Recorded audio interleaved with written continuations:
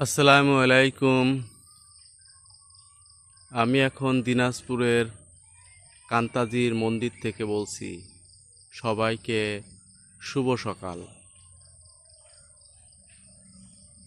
আপনারা ছবিতে যেটা দেখতে পাচ্ছেন এটা হলো সেই কান্তাজির মন্দির।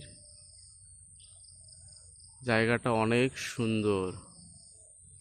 এটা দিনাজপুর শহর থেকে 16 কিলোমিটার দূরে অবস্থিত, কাহারোল থানার ভিতরে পড়েছে।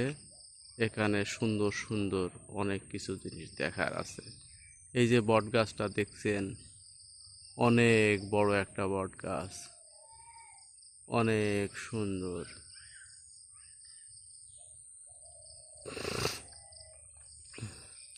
এখন বাজে সকাল 7টা।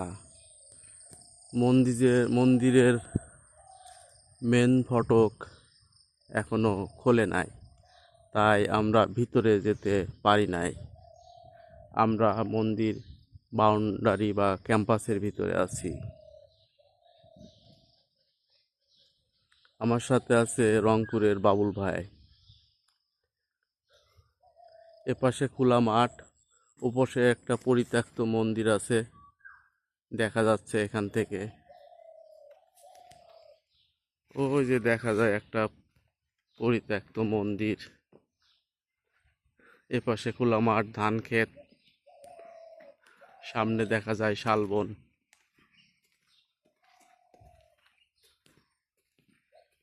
পুরানো কীর্তি প্রত্নতাত্ত্বিক অধিদপ্তরের আন্ডারে সংরক্ষিত আছে।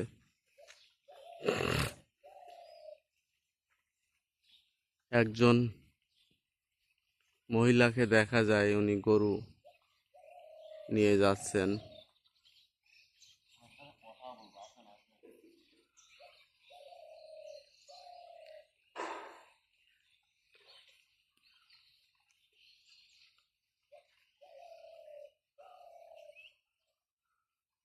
এখানে বেশ কয়েকটি দোকান আছে।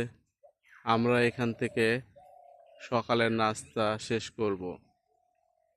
সকালের নাস্তা শেষ করে আমরা যাব এখান থেকে আরও 2 কিলোমিটার দূরে অবস্থিত একটি পুরাতন মসজিদ, সেখানে ভিজিট করব। আমরা রাত্রে ছিলাম মন্দিরের কাছে গেস্ট হাউসে, বাংলাদেশ পর্যটন কর্পোরেশনের গেস্ট হাউস মন্দিরের সাথে অবস্থিত।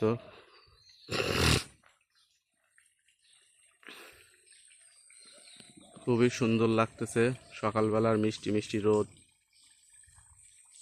প্রাকৃতিক পরিবেশ। দিনাজপুর শহর থেকে কিছুটা দূরে, এই জন্য নেই কোনো কোলাহল, নেই কোনো মানুষের